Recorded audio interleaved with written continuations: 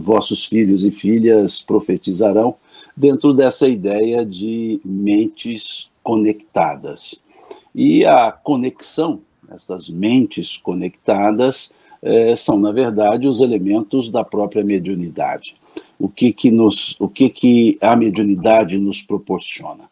Essa conexão com os espíritos que estão no mundo espiritual. É um caminho pelo qual, é um meio, melhor dizendo, pelo qual os encarnados conectam-se aos desencarnados, seja de maneira ostensiva, seja de maneira puramente de sensibilidade. Se nós observarmos o Livro dos Espíritos, ali das questões 84 à questão 86, nós veremos que os dois mundos, o mundo espiritual e o mundo material, interagem, ou seja, um sobre o outro. Dizem os espíritos que o mundo espiritual, ele precede ao mundo material e sucede também ao mundo material, fazendo com que o mundo espiritual seja o mundo primevo, o mundo, por assim dizermos, mais importante. E esses dois mundos se interconectam, justamente o que está na questão 85 e 86, nas duas questões do Livro dos Espíritos, mostrando-nos que há uma influência incessante de um sobre o outro, ou seja, do mundo espiritual sobre o mundo material e do mundo material também para com o mundo espiritual. E quando falamos do aspecto da mediunidade, nós temos dois prismas, nós temos duas formas para entender e utilizar justamente a ideia de mediunidade ou de médium nesse processo de interconexão, nesse processo de duas mentes conectadas. Kardec nos apresenta uma definição interessante no capítulo 14 do Livro dos Médiuns, quando ele nos fala do médium, o que é ou quem é o médium. E ali ele nos traz duas formas, dois prismas para entendermos o que nós chamaríamos, ou quem nós chamaríamos por médium, ou como se daria a intensidade dessa conexão. Ele define médium, primeiro, numa forma de generalidade, ou seja, o lato sensu, e depois ele define médium de uma forma estrita, vamos dizer stricto sensu. Ele diz lá que todo aquele que sente em grau qualquer a influência de um espírito é, por conseguinte, médium, e ele diz, pode-se dizer que todos são mais ou menos médiums. Essa é uma definição lato, ou seja, uma definição generalizada, dizendo que todos nós possuímos a potencialidade mediúnica. Possuímos a potencialidade mediúnica. Na mesma definição, no mesmo item, no mesmo tópico desse capítulo 14, Kardec, então, ele diz, porém, ou todavia, tal designação, ou seja, médium, não se aplica senão àqueles cuja faculdade é perceptível, ou seja, é patente de percepção. É o que nós chamamos, então, de médiuns ostensivos. Nessa segunda definição, Kardec, ou nesse segundo momento da definição, Kardec já nos diz que, para fins didáticos, utilizaríamos a palavra médium para aqueles cuja influência é perceptível, ostensiva. Ele diz passível de demonstração. É o que Kardec escreve nesse item 14. Então, genericamente, ou generalizadamente, melhor dizendo, todos somos médiuns. Mas a designação didática, Kardec propõe que seja utilizada apenas àqueles cuja percepção é, de fato, ostensiva, patente de demonstrações. Mas não significa que todos aqueles que não têm a ostensividade mediúnica não sofram a influência dos espíritos. Porque todos somos espíritos. Todos nós somos espíritos. E a potencialidade mediúnica é do espírito. A faculdade, no aspecto de possibilidade ostensiva, depende da organização física. É o que Kardec nos explica no capítulo 14 e também no capítulo 20 do Livro dos Médiuns. No capítulo 14, no mesmo parágrafo da definição, quando ele diz, então, que a palavra médium, quando ele diz, todavia, tal designação não se aplica àqueles cuja percepção se dá de maneira passível de comprovação, ele acrescenta, o que depende de um organismo predisposto. O que depende de um organismo predisposto. E no capítulo 20 do mesmo Livro dos Médiuns, onde Kardec nos traz ali a influência moral dos médiuns, em especial no item 226, capítulo 20, item 226 do Livro dos Médiuns, Kardec nos fala que a faculdade mediúnica radica-se no organismo. Ele nos fala que a faculdade mediúnica radica-se no organismo. Item 226 do capítulo 20 do Livro dos Médiuns. Mostrando-nos, então, que o exercício mediúnico no aspecto ostensivo que se dá a essa palavra, médium, conforme definição de Kardec no capítulo 14 do Livro dos Médiuns, depende de uma organização física predisposta para que essa potencialidade mediúnica que todos temos possa ser exercida. É uma conjuminância de potencialidade com a faculdade, com a predisposição orgânica. Mais uma vez, dizemos, não depende disso para que tenhamos interconexão, para que tenhamos essa conexão com o mundo espiritual. Porque se olharmos a questão 459 do Livro dos Espíritos, nós veremos que há uma influência natural nos processos espírito-matéria. Quando lá na questão 459 do Livro dos Espíritos, Kardec pergunta aos benfeitores espirituais se os espíritos influenciam em nossos atos e pensamentos, ou nos nossos pensamentos e ações. E eles respondem que sim, muito mais do que imaginais, dizem eles. De ordinário, são eles que vos fazem agir, ou em outras traduções, são eles que vos dirigem. Muitos até se justificam dizendo que, por essa questão, nossas ações aqui na Terra são sempre influenciadas pelos espíritos. Não é bem assim. Se olharmos a questão 467 também do Livro dos Espíritos, na mesma sequência do capítulo, questão 467, disse claramente, pergunta Kardec se pode-se neutralizar a influência que os maus espíritos exercem sobre nós. E os espíritos respondem sim, que é possível. Mas eles acrescentam, nós os chamamos pelos pensamentos ou os atraímos pela nossa vontade. Então ele nos mostra, os espíritos nos mostram que essa questão 459, ela é mitigada pela questão 467, mostrando-nos que somos influenciados sim, quando abrimos o espaço para essa conexão. Quando eles dizem no capítulo, na questão 467, que nós atraímos a influência pela nossa vontade e nós chamamos os espíritos para nos influenciarem pelos nossos desejos. Isso está claramente colocado nessa questão 467. E se olharmos ainda a questão 469 do Livro dos Espíritos, Kardec pergunta se pode se neutralizar efetivamente a influência dos maus espíritos, ou como fazer isso. E os espíritos dizem, praticando todo o bem e colocando a nossa confiança em Deus.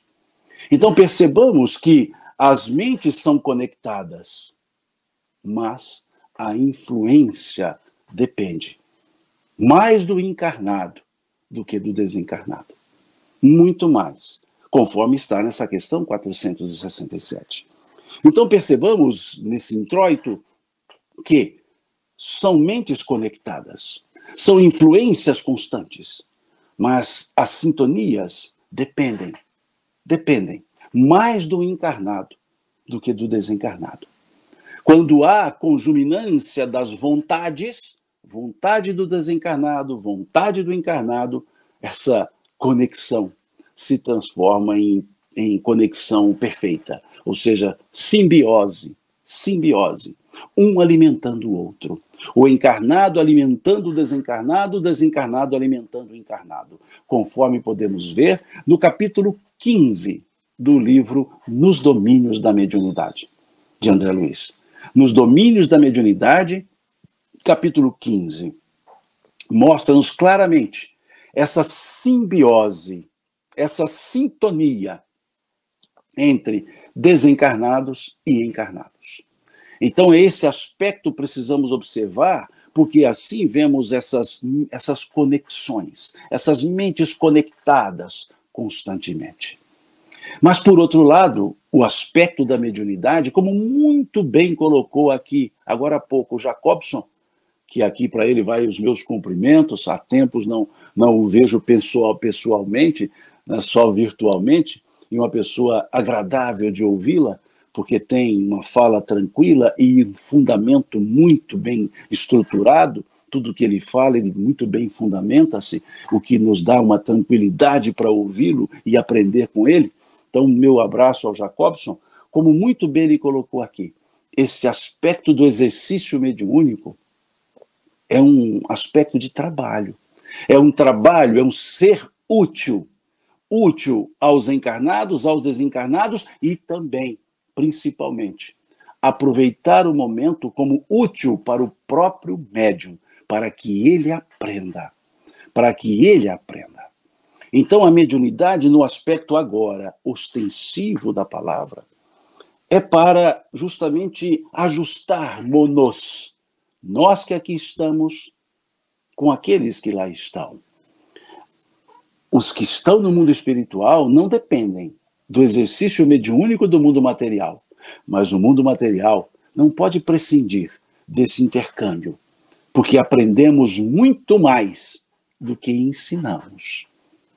É uma pseudo-ideia, uma falsa ideia, achar que os espíritos dependem de reunião mediúnica para serem esclarecidos. Se fizermos um exercício muito simples, reuniões mediúnicas, nesse sentido que hoje temos, nesse modelo que hoje temos, começou depois do Espiritismo. Não havia reuniões mediúnicas com esse princípio, com essa ideia de esclarecer desencarnados, antes do advento do Espiritismo. Então significa que antes do Espiritismo nenhum espírito era esclarecido? Nenhum espírito era orientado? Claro que era, pelos próprios espíritos. Então, os espíritos não dependem da reunião mediúnica para serem orientados, até porque o número de reuniões mediúnicas que nós temos no mundo não é suficiente para atender todos os espíritos que estão no mundo espiritual. Não é. Então, é uma falsa ideia. O que se tem numa reunião mediúnica é a oportunidade de aprendermos com as histórias dos espíritos e repassarmos para nós mesmos e para as pessoas. Como bem escreveu Hermínio Correia de Miranda, aliás, um dos grandes estudiosos, foi aqui encarnado, um dos grandes estudiosos do fenômeno mediúnico. E ele coloca-nos muito bem num livro que tem dois volumes, Histórias que os Espíritos Contaram. E ali relata diversos fatos que servem-nos de orientação para que não façamos na conformidade com o que aqueles espíritos fizeram. Como ele também escreveu o livro Diálogos com as Sombras, que nos mostra muito bem essa ideia das histórias trazidas pelos espíritos, que se nós aproveitássemos a leitura ou o conhecer dessas histórias, poderíamos endireitar muitas coisas na nossa estrutura de vida. Então, esse intercâmbio, ele se faz com uma finalidade mais voltada para os encarnados do que para os desencarnados. Mas a faculdade mediúnica, ou melhor dizendo, o exercício mediúnico, essa conexão, essas mentes conectadas, elas permitem-nos que entendamos a realidade espiritual. entendamos a imortalidade da alma. Na questão 382 do livro O Consolador, questão 382 do livro O Consolador, Emmanuel nos traz uma definição belíssima para a ideia da mediunidade. Lá ele diz, a pergunta feita a ele é qual a verdadeira definição da palavra mediunidade? Questão 382 do livro Consolador. Qual a verdadeira definição da palavra mediunidade?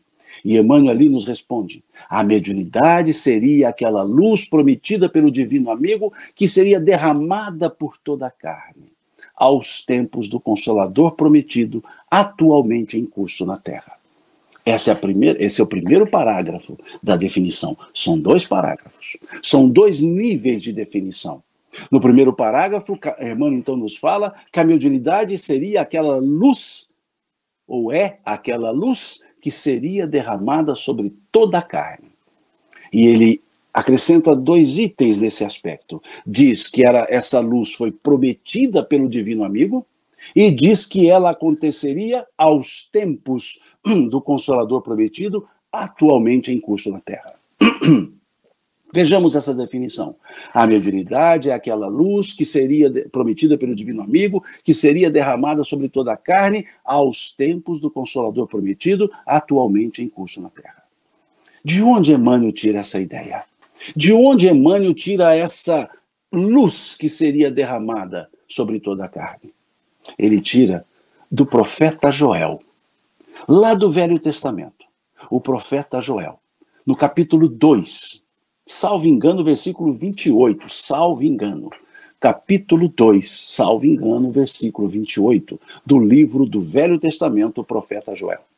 Quando o profeta Joel escreve, naqueles dias derramarei o meu espírito sobre toda a carne.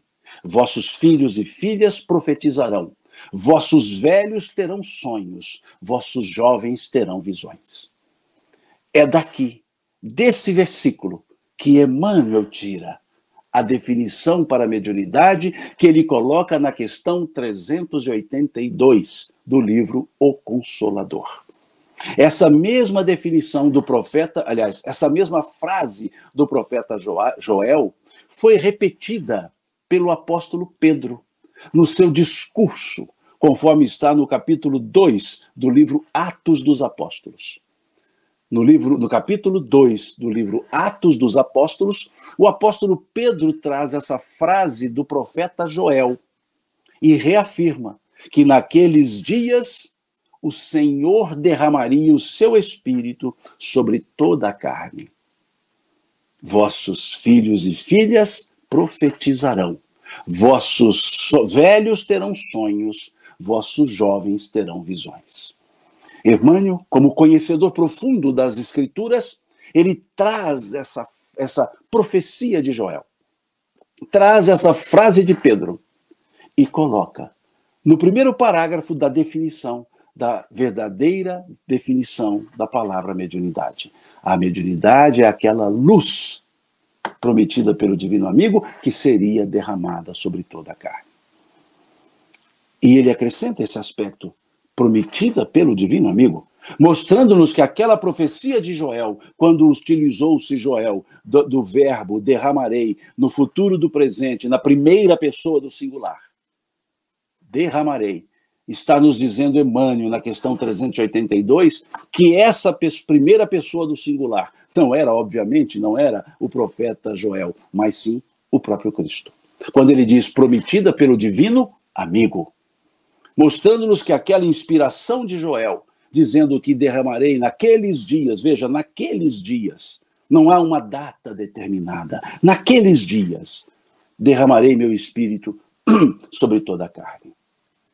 E o apóstolo Pedro, ele reforça isso nesse capítulo 2 do Atos dos Apóstolos, quando ele diz que o Senhor prometeu que derramaria seu espírito sobre toda a carne. Então percebamos como Emmanuel capta essa definição da palavra mediunidade.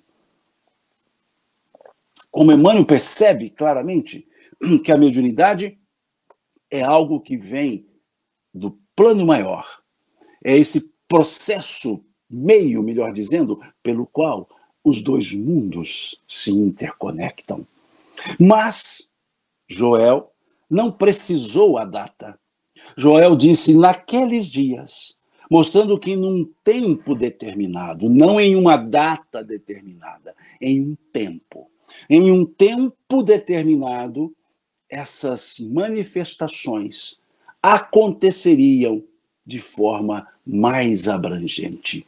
Essas manifestações ocorreriam como que em todos os lugares. Vejam, derramarei meu espírito sobre toda a carne. E quando fala, vossos filhos e filhas profetizarão, traz-nos uma das ideias mediúnicas, a precognição. E vossos filhos e filhas no aspecto de futuro, como que dizendo as gerações futuras. Em gerações futuras, essas manifestações seriam mais frequentes. E Emmanuel, então, nessa questão 382 do livro Consolador, quando ele diz que aquela luz seria derramada sobre toda a carne aos tempos do Consolador prometido, atualmente em curso na Terra, ele está nos dizendo que o naqueles dias dito por Joel seria justamente no período nascente do pensamento espírita, que seria naquele momento ali, naquele interregno que surgiriam aquelas manifestações. É por isso que no livro A Caminho da Luz, Emmanuel nos coloca que o Espiritismo veio na hora psicológica das grandes transformações ajustar o espírito humano. Hora psicológica. O que é hora psicológica? Não é momento dado, não é dia determinado, é um momento de maturidade. É o naqueles dias dito por Joel, um momento de maturidade. E aí os filhos e filhas, as gerações futuras, profetizam. Os velhos terão sonhos, vejam, as gerações anteriores, sonhos, e os jovens, visões. Mostrando-nos que a mediunidade seria para todos, porque chegaria numa certa data, melhor dizendo, num certo momento em que era necessário que a realidade espiritual acontecesse, ou fosse vista, percebida. E aí observamos claramente alguns prenúncios, como Emanuel Swedenborg, no século XVIII, trazendo informações do mundo espiritual, como Andrew Jackson Davis, nos Estados Unidos, trazendo informações do mundo espiritual. Andrew Jackson Davis era chamado como profeta da nova geração, o profeta, porque ele dizia da realidade do mundo espiritual. Ele falava, isso na década de 40 do século XIX, ele falava que existia um mundo que ele via e ninguém via. E ele trazia elementos desse novo mundo, desse outro mundo. Ele trazia desenhos, por exemplo, de motor à explosão, que só foi existir no final do século XIX. Ele dizia que copiava aquilo do que ele via no mundo que ninguém mais via. Interessante. Mas nós temos como uma data referencial, apenas referencial, o dia 31 de março de 1848. 31 de março de 1848. Quando acontece o fenômeno conhecido na história do espiritualismo como o fenômeno da família Fox, lá em Hydesville, no condado de New York. E ali, no condado de New York, em Hydesville, nós temos a manifestação dos espíritos, as pancadas, os raps, que nós chamamos de tipologia. E é interessante, e é muito interessante, porque nos fala Andrew Jackson Davis que na noite do dia 31 de março de 1848, ele foi acordado por volta das 8 horas da noite, das 20 horas. Ele diz assim: por volta das 20 horas, nessa data de 31 de março de 1848, uma brisa leve me passa pelo rosto e eu fui acordado e uma voz me disse: meu irmão, você deu início a um bom trabalho, contemple a partir de agora a manifestação viva de tudo que você falava. Contemple a partir de agora a manifestação viva de tudo que você falava, porque nesse mesmo horário, nessa mesma data, 31 de março de 1848, começavam os fenômenos físicos provocados pelos espíritos, os raps. lá da família Fox. E os fenômenos não mais pararam. Pulularam dos Estados Unidos, do Brasil, porque nessa mesma época, no final dos anos 40 do século XIX, estudava-se a manifestação dos espíritos aqui também no Brasil. Nessa mesma época, estudava-se em Pernambuco um grupo de estudiosos, um grupo de pessoas que acompanhavam a manifestação dos espíritos. E aí, então, essas manifestações pulularam. O Espírito foi derramado sobre toda a carne. Os filhos e filhas profetizavam, os jovens tinham visões, os velhos tinham sonhos. A tal qual havia dito Joel, tal qual havia reafirmado Pedro. E aqueles fenômenos passaram para o mundo. Na Europa, as mesas girantes, que nós chamamos de sematologia, o estudo dos movimentos de corpos inertes, começaram aqui e ali, até que o professor Rivaio, nosso querido Allan Kardec, resolve estudar tudo isso. E cria uma ordenação de entendimento. E cria aquilo que nós chamamos de codificação, já que ele mesmo nunca havia chamado por essa palavra. Mas nós chamamos assim, e ele organiza tudo isso em códigos, ou seja, por isso nós o chamamos de codificador. E essa mensagem, esse mundo espiritual começa a ser entendido. E a relação desse mundo começa a ser entendida. E a influência desse mundo começa a ser entendida. E a interconexão das mentes começa a ser compreendida. E aí, então, nasce esse processo codificado da mediunidade. Codificado. Porque a mediunidade sempre existiu. A mediunidade, o contato entre os mundos sempre ocorreu, desde que o mundo material existe, já que o mundo espiritual existia, essas conexões aconteciam, mas de uma maneira entendida, estruturada, organizada, compreendida, aí sim, depois do advento do Espiritismo. É onde, então, Kardec propõe a estudar. E é interessante observar isso, porque uma frase dita por Kardec mostrou-nos a seriedade com a qual ele lidaria com aquele estudo. Quando ele estava em casa de Madame Plaine-Maison, convidado por ela e por amigos outros, ele então percebe aquele fenômeno das mesas girantes, que 2 anos antes ele havia dito que não acreditava bem naquilo, porque ele foi procurado por senhor Carlotti, que havia dito a ele que as mesas falavam. Ele dizia, e Kardec havia dito: provai-me que as mesas têm cérebro para pensar, nervos para sentir, e eu acreditarei, porque do contrário o que me contas nada mais é do que histórias para nos fazer dormir em pé. Palavras de Kardec. Palavras de Kardec. Lá no livro Obras Póstumas, ou melhor dizendo, no compêndio de artigos escritos por Kardec, que formou um livro chamado Obras Póstumas, compilados esses artigos depois da sua desencarnação. Mas lá ele conta tudo isso. Lá na segunda parte do livro, Minha Missão, e ele conta tudo isso. Só que em casa de Madame Plaine-Maison, ele diz que o primeiro contato foi em 1854. Depois, em 1856, em casa de Madame Plaine-Maison, ele vê aqueles fenômenos das mesas se movimentando, respondendo perguntas. E ele entende que ali havia algo que a humanidade não conhecia. E ele fala uma outra frase. Ele diz assim: enquanto todos se divertiam com aparentes futilidades, eu entrevia naqueles fenômenos a manifestação de uma lei da natureza que a humanidade sequer pensou em conhecer. E eu me propus a estudá-la.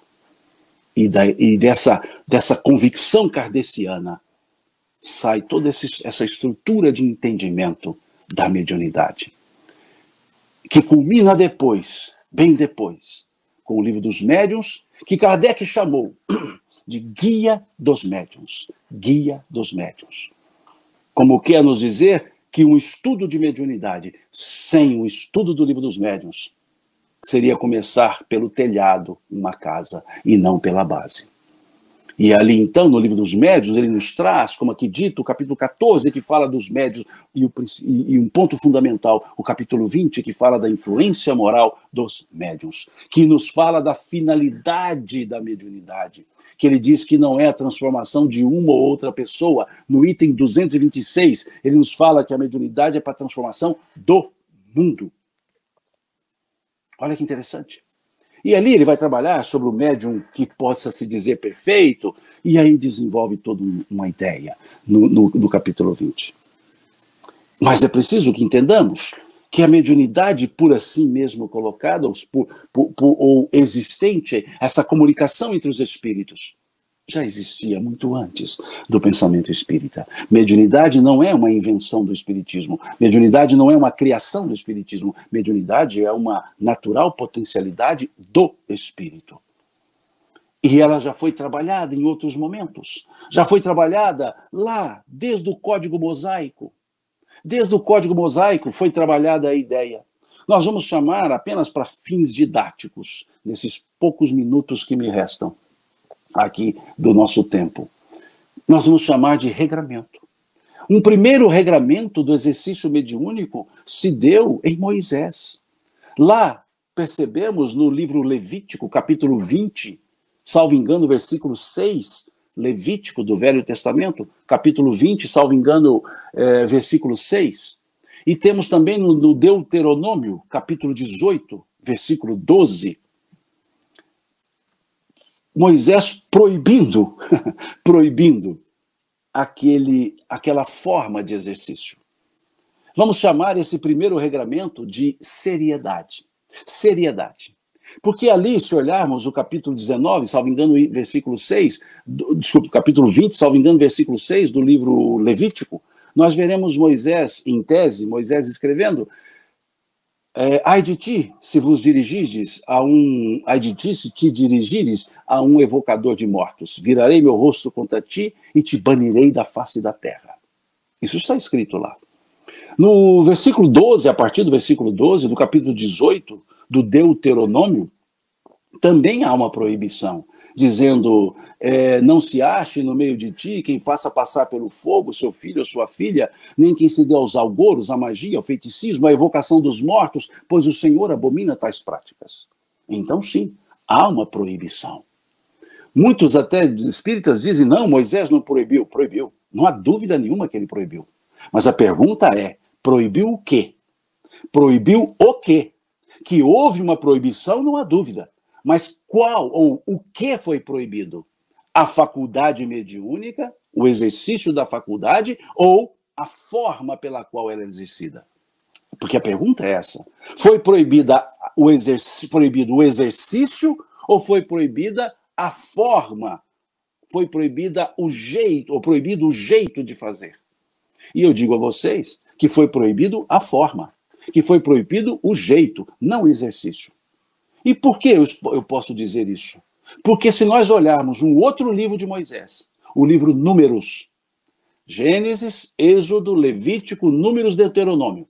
Se olharmos o livro Números, no capítulo 11, o livro Números, capítulo 11, versículo 29, capítulo 11, versículo 29, nós veremos que havia um grupo de 70 anciãos, aos quais, ou ao grupo, era permitido o uso dos dons proibidos.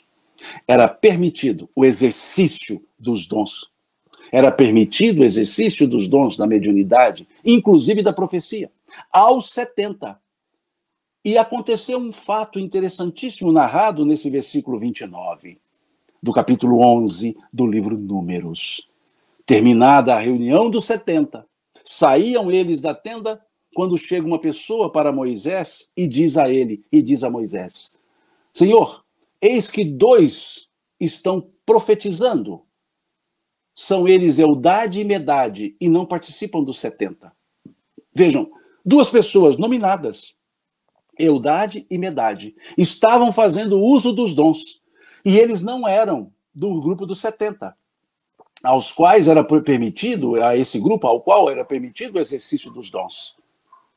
E esses 2, Eldade e Medade, não faziam parte. e estavam fazendo uso dos dons. E aí, quando é narrado a Moisés esse fato, Moisés observa, e ali então dizem, vamos proibi-los. Vamos proibi-los. E Moisés, então, ouvindo essa frase, vamos proibi-los, ele diz assim, não, deixai-os assim fazer, quem nos dera, se todos em Israel fizessem como esses dois. Quem nos dera, se todos em Israel fizessem como esses dois. Ou seja, Moisés não proibia a faculdade, porque a faculdade é natural, não há como proibir. É o mesmo que querer proibir a lei da gravidade. Continuará existindo, mesmo que alguém proíba. Então Moisés não proibiu o uso, o exercício, ele proibia a forma. Por isso ele disse, quem nos dera se todos em Israel fizessem como eudade e medade. Então, surge o primeiro regramento, a seriedade. Moisés coloca a seriedade no trato. Depois, se olharmos o capítulo 19, versículos 11 a 16, capítulo 19, versículos 11 a 16, do livro Atos dos Apóstolos. Atos dos Apóstolos. Nós teremos o segundo regramento, que nós vamos chamá-lo por respeito. Moisés trouxe a seriedade. Esse fato ocorrido no capítulo 19, versículos 11 a 16, do livro Atos dos Apóstolos, temos respeito. Conta-nos nesse capítulo 19, versículos 11 a 16, que Paulo, em nome do Cristo, curava as pessoas de maneira tal que até as suas roupas, quando levadas aos doentes, eles eram curados. E eis que 2 exorcistas ambulantes, filhos do principal dos sacerdotes, sabendo disso, ou seja, sabendo que Paulo fazia tudo isso, começaram a expulsar os demônios, os espíritos malignos. E chegando a um, disse, em nome de Jesus, a quem Paulo prega. Em nome de Jesus, a quem Paulo prega, nós dizemos, saia desse homem.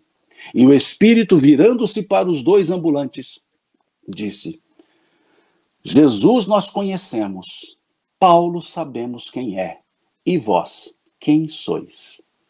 Vejam a resposta do espírito. Jesus nós conhecemos, Paulo sabemos bem quem é, e vós, quem sois? E avançando-se sobre os 2, agrediram-no, e eles ficaram nus e fugiram, mostrando-nos que não há uma autoridade que não seja conferida pela exemplificação. Eles queriam usar o nome de Jesus e Paulo, e o Espírito disse, Jesus conhecemos, Paulo sabemos quem é, e vós quem sois. Uma verdadeira reunião mediúnica frívola. Como Kardec nos fala das reuniões mediúnicas lá no capítulo 29 do Livro dos Médiuns. Frívola. Porque eles queriam valer-se de algo que não possuíam. Não havia respeito no trato da mediunidade. Um terceiro regramento nós temos na primeira carta de Paulo aos Coríntios, no capítulo 12. Todo o capítulo 12 é um estudo sobre mediunidade. É um estudo sobre os dons. E esse terceiro regramento nós chamaremos de utilidade. Utilidade. Porque Paulo, no versículo 7 desse capítulo 12 da primeira carta aos Coríntios, ele nos fala, os dons do Espírito são dados a cada um para aquilo que for útil. Os dons do Espírito são dados a cada um para aquilo que for útil. Mostrando que mediunidade não é para brincadeira. Que essas mentes conectadas não são para brincadeiras, frivolidades. Diz então o apóstolo Paulo, os dons do Espírito são dados para aquilo que for útil. E um quarto regramento, trazido por Kardec, que nós vamos chamá-lo de transcendência.